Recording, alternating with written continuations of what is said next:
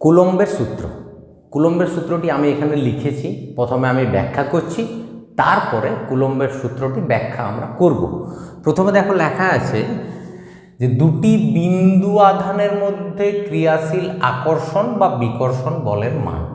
অর্থাৎ যখনই কোনো পদার্থের মধ্যে বা কোনো কণার মধ্যে তড়িৎ আসবে, তখন সেই কণাটি অপর কণাকে আকর্ষণ করবে, একদম চুম্বকের মতো। যদি কোনো পদার্থের ভিতরে চুম্বকত্ব আসে, তাহলে সেই পদার্থটি অন্য পদার্থকে আকর্ষণ করে, অথবা অন্য কোনো চুম্বককেও আকর্ষণ বা বিকর্ষণ করতে পারে। ঠিক সেই রকম এখানেও যে দুটি বিন্দু আধান আছে, তা আমি দুটি আধান লিখলাম। মনে করো এখানে একটি আধান আছে, এইখানে, আর এই জায়গাতে একটি আধান আছে। এই আধানটি হলো Q1 এবং এখানের আধানটি হলো Q2। ওকে, তাহলে দুটি বিন্দু আধান Q1 এবং Q2, এদের মধ্যে ক্রিয়াশীল আকর্ষণ বা বিকর্ষণ বলের মান।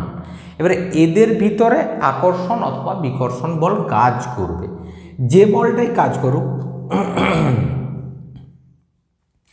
তাহলে এদের ভিতরে আকর্ষণ বা বিকর্ষণ বলটা আমাদেরকে দেখতে হবে। আমি মনে করছি যে এই দুটি যে বিন্দু আধান, এই দুটি বিন্দু আধানের মধ্যে দূরত্ব মনে করো r।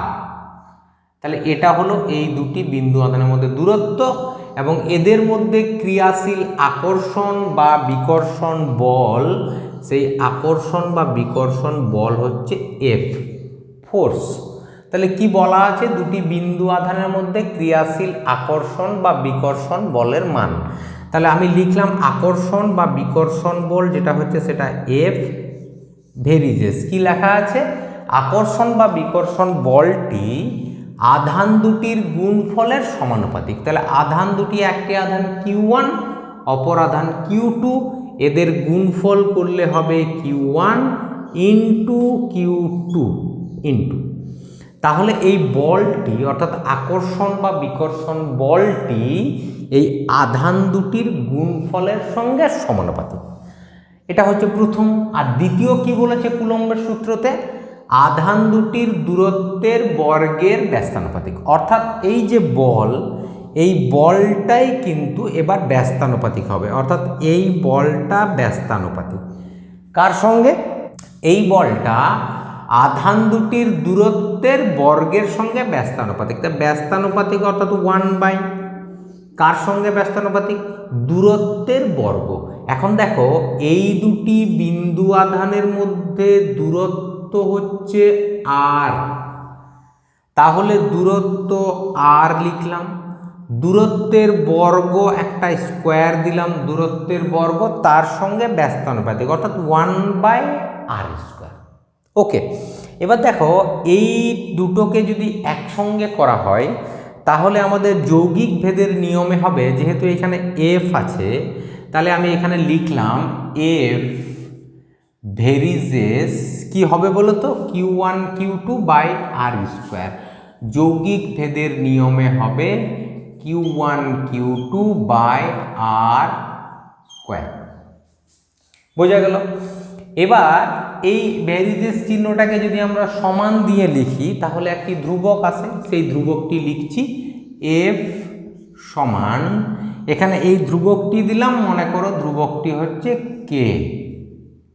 তাহলে F সমান K ইন্টু Q1 Q2/r²।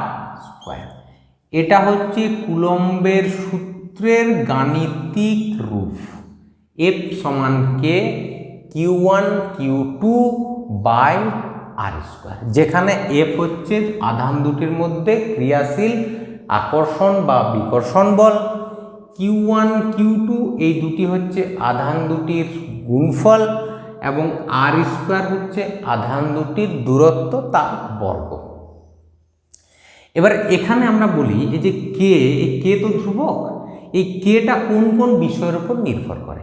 এখন খেয়াল রাখতে হবে কে নির্ভর করে কার উপর? প্রথম কথা, কে নির্ভর করে মাধ্যমের প্রকৃতির উপর, মাধ্যমের প্রকৃতি এর উপরে কে নির্ভর করে। আর কার উপরে নির্ভর করে? এখানে যে বল আছে, এই বল বা আধান এগুলির মান আমি কোন পদ্ধতিতে নির্ণয় করব? সিজিএস এবং এসআই দুটি পদ্ধতি আছে। তাহলে এই কে এর মান এককের যে পদ্ধতি সেই পদ্ধতির উপর নির্ভর করে।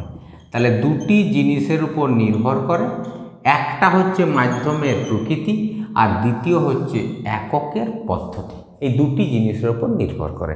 একটু বলে নিই, যেমন মনে করো সিজিএস পদ্ধতি, সিজিএস পদ্ধতি, যদি আমি সিজিএস পদ্ধতিতে যাই তাহলে সেক্ষেত্রে কি হবে না, সিজিএস পদ্ধতিতেই আমি অঙ্কগুলি কিন্তু করব।